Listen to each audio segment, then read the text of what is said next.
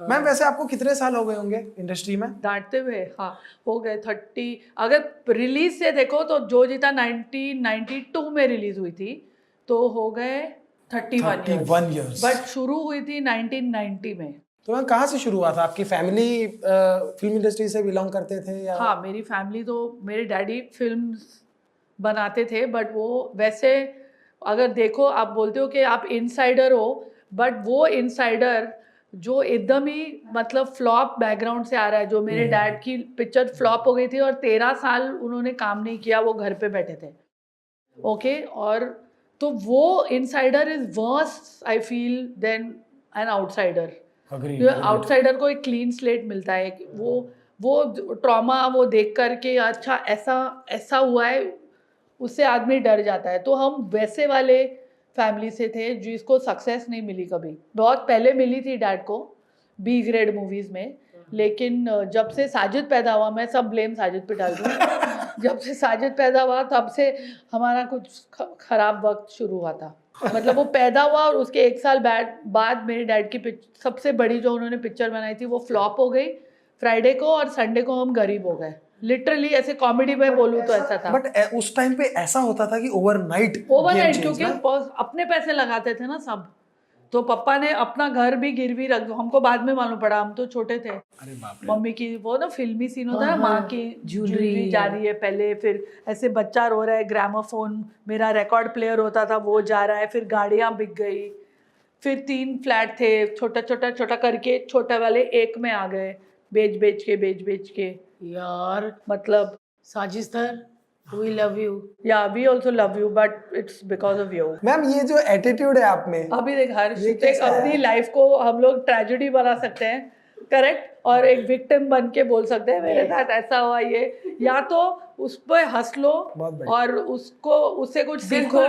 और उसको अभी हम कॉमेडी बनाते हैं जो क्या क्या होता था जब हम छोटे थे। And my dad used to drink from morning because he could not handle the it's hard to it's very difficult. जब बोलते हैं ना लोग कि आप इनसाइडर हो, या वैसा नहीं होता उनके लिए, और डिफिकल्ट होता है क्योंकि उन्होंने सक्सेस देखी हुई है।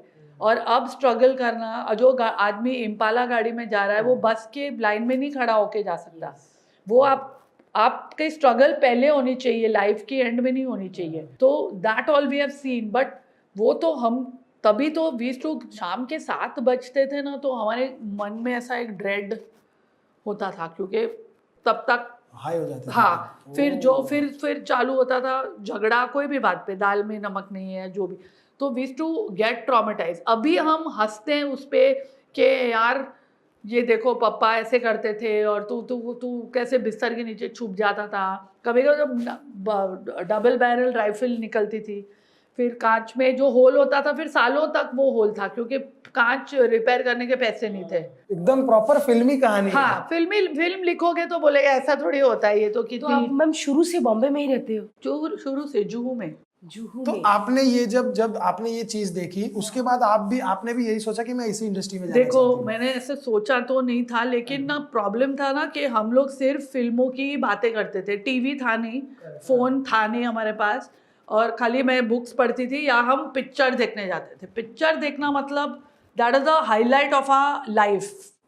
क्योंकि कुछ भी हो, घर में कलेश चल रहा है, मम्मी पापा को छोड़ के चली गई, हम लोग इधर से उधर भटक रहे हैं, लेकिन वो जो पिक्चर हॉल में हम जाते थे और वो 3 घंटे, that was our happiest time of our life. That is why Sajid and me both love movies so much, because that gave us lot of Joy.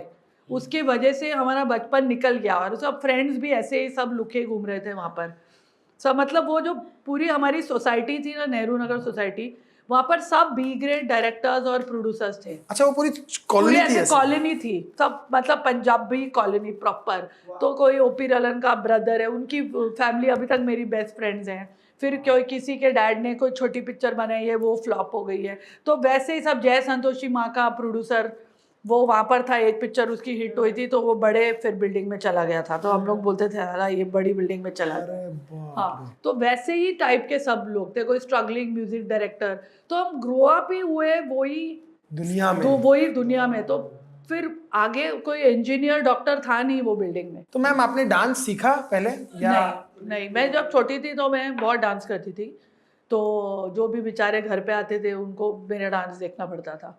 तो मैं 3-4 साल की थी तो क्यूट लगती थी, हेलेन का सब कैबरे टेबल पे खड़े होकर, फिर वो ग्लास ऐसे लेके तोड़ देती थी, आई वाज वेरी इरिटेटिंग। तो I used to dance like that. So one Dara Singh, he used to do movies with my dad, तो वो आए थे एंड ही सेड, अरे he told my father, Kamran your daughter so good, she उसको actor फिल्मों में लाओगे, and my dad said never, अभी तो छोटी है तो मैं डांस करने दे रहा हूँ, बाद में थोड़ी करेगी। तो आई हैड हर्ड दैट, और फिर तो बाद में हमारा ग्रामोफोन ही बिक गया तो डांस का। But when I grew up and went to college and then I discovered Michael Jackson, तो वो जो पूरा इतने साल जो मर चुका था, 12-13 साल, वो सडनली एक आया कि माइकल जैक्सन को ये मेरे को यार ये तो मेरा पैशन है। And then again I started watching. मेरे वहीं नेहरू नगर में एक हमारे सप्रू अंकल थे, he was a big character artist ना, हर पिक्चर में जज बनते थे वो, बिलर्ड वैसे आवाज में। तो उनकी फैमिली हमारी बहुत अच्छी दोस्त थी।